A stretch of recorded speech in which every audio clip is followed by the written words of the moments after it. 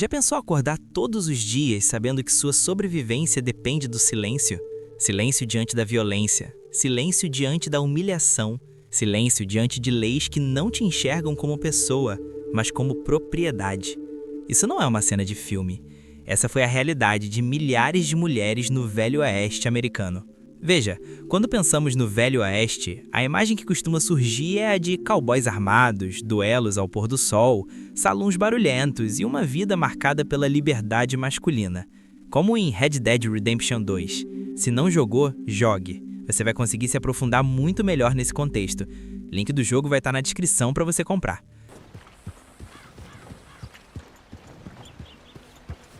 Mas enfim, a gente pensa em territórios brutos, mas cheios de oportunidades para quem tinha coragem. Mas o que quase ninguém pergunta é: onde estavam as mulheres nesse cenário? E mais importante ainda, o que elas precisavam suportar para continuar vivas em um mundo onde apenas os homens davam as cartas? A resposta é dura e muitas vezes brutal.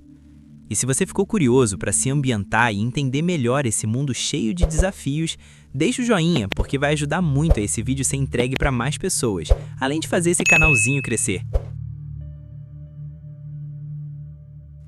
A maioria das mulheres que chegou ao Oeste não foi por vontade própria.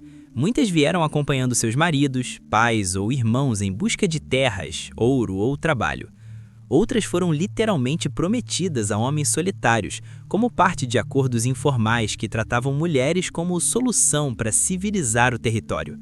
Eu sei que você já deve ter lido histórias assim em livros de fantasia ou quase do tipo, mas isso de fato acontecia.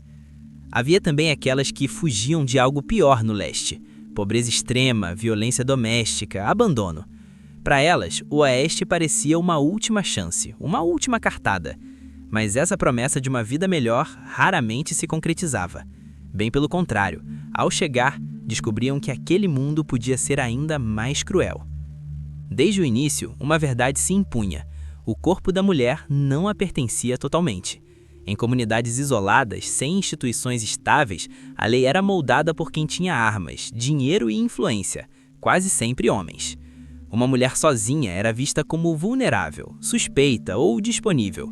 Muitas vezes tudo ao mesmo tempo. As mulheres consideradas respeitáveis, casadas ou ligadas a famílias, eram confinadas a uma rotina exaustiva. Cuidavam da casa, preparavam alimentos, lavavam roupas, criavam filhos, tratavam doentes e ainda ajudavam no trabalho pesado das fazendas. Tudo isso enfrentando frio intenso, calor sufocante, fome e doenças. Reclamar não era uma opção. Demonstrar fraqueza podia ser fatal. Mas para aquelas que ficavam sozinhas, essas sim conheciam o inferno na terra. Mulheres solteiras, viúvas ou sem proteção masculina eram frequentemente empurradas para os salões. Em cidades mineradoras, onde a população masculina superava em muito a feminina, essas mulheres se tornavam um recurso altamente explorado. Essas cidades surgiam rapidamente ao redor de minas, principalmente de ouro, prata ou cobre, durante corridas minerais do século XIX. E por isso eram formadas quase só por homens solteiros, garimpeiros, aventureiros e foras da lei. Tinham poucos serviços básicos e quase nenhuma autoridade estável. Era quase como o reino animal, em que só os mais fortes e corajosos sobreviviam. Essas cidades eram caóticas, violentas e desiguais. E é por isso que mulheres, quando chegavam, eram vistas como raras, vulneráveis e frequentemente exploradas. Os salões não eram apenas bares, eram centros de poder masculino. Ali se bebia, se jogava, se negociava e se consumia mulheres. Algumas trabalhavam como dançarinas ou garçonetes, mas quase sempre eram pressionadas a ir além disso. As chamadas Saloon Girls dançavam, riam, flertavam e convenciam os clientes a comprar mais bebidas. Cada copo vendido rendia uma comissão mínima, insuficiente para criar qualquer independência real. Mas havia algo ainda mais perverso em tudo isso. O toque nunca era realmente opcional. Um homem bêbado que ultrapassasse limites raramente era punido. Reclamar significava perder o trabalho ou sofrer agressões. Muitas mulheres aprendiam rapidamente que sobreviver exigia aceitar o que não deveria ser aceitável. Entrar nesse mundo era fácil, mas sair era quase impossível. Para muitas, o próximo passo eram os bordéis. Ao contrário do mito romantizado, poucos eram luxuosos. A maioria era suja, superlotada e marcada por jornadas exaustivas. As mulheres dormiam em corpos pequenos, sem privacidade, e atendiam a dezenas de homens em uma única noite. Aqui entra um detalhe perturbador que raramente é mostrado: o sistema de dívidas. Donas de bordéis forneciam roupas, maquiagem, comida e abrigo, tudo anotado em um caderno. No fim do mês, a mulher devia mais do que havia ganho. Essa dívida nunca acabava. Era uma prisão invisível, mas extremamente eficaz. Eu recomendo que assistam Romance de Redenção. É um filme que explica muito sobre esse lance de dívidas em trabalhos de bordéis. É muito interessante. Quero o meu ouro, duquesa. Está esquecendo de tudo que eu faço por você. Tudo custa dinheiro. Você usa seda em uma cidade de garimpeiros. Eu protejo você, alimento você. Mora em um ótimo lugar. Com quantos homens tenho que fazer para você comer isso? Você se empanturra feito porca e se veste como a realeza duquesa?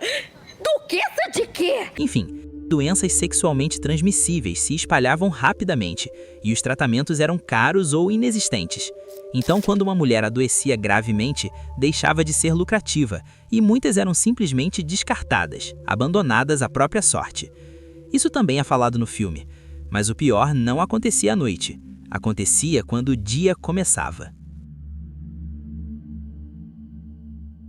Em muitas cidades do Oeste existiam regras, escritas ou não, que determinavam onde essas mulheres podiam existir. Prostitutas e mulheres de reputação duvidosa não podiam circular livremente durante o dia, especialmente em áreas familiares, igrejas ou ruas principais. A cidade tinha dois rostos, um diurno, limpo, moralista, e outro noturno, violento e hipócrita. Durante o dia, essas mulheres não existiam. À noite, eram indispensáveis. Se fossem vistas fora dos espaços onde haviam sido confinadas, as consequências vinham rápido. Humilhações públicas eram comuns, xingamentos, empurrões, comerciantes se recusando a atendê-las. Algumas eram obrigadas a varrer ruas sob insultos. Outras tinham os cabelos cortados como forma de vergonha pública. Xerifes fingiam não ver. Juízes ignoravam denúncias. A justiça funcionava perfeitamente, porque não precisava funcionar para elas. E quando alguém tentava escapar, o castigo precisava servir de exemplo.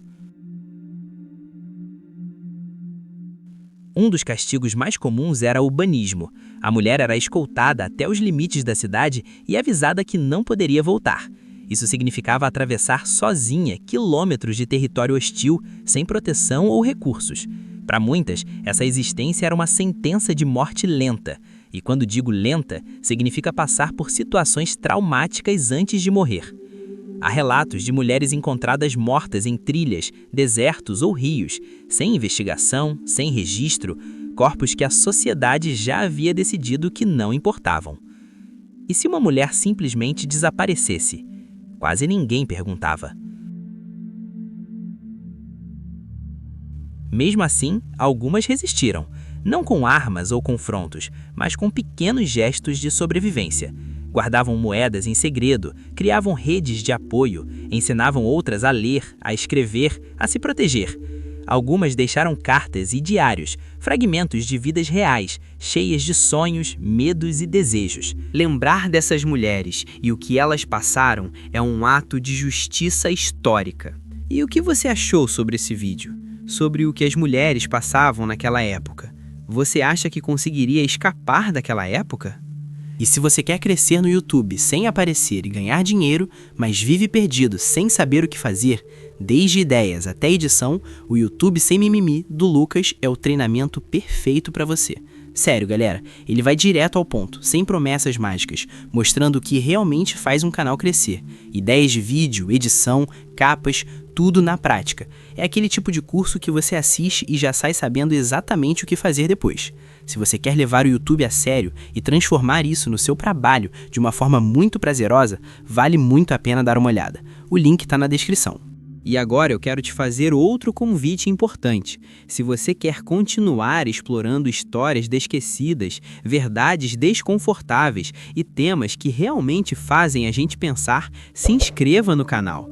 Aqui, a história não é contada pela superfície, ela é revelada em profundidade. Ative o sino, deixe seu like e compartilhe este vídeo com alguém que também gosta de aprender além do óbvio.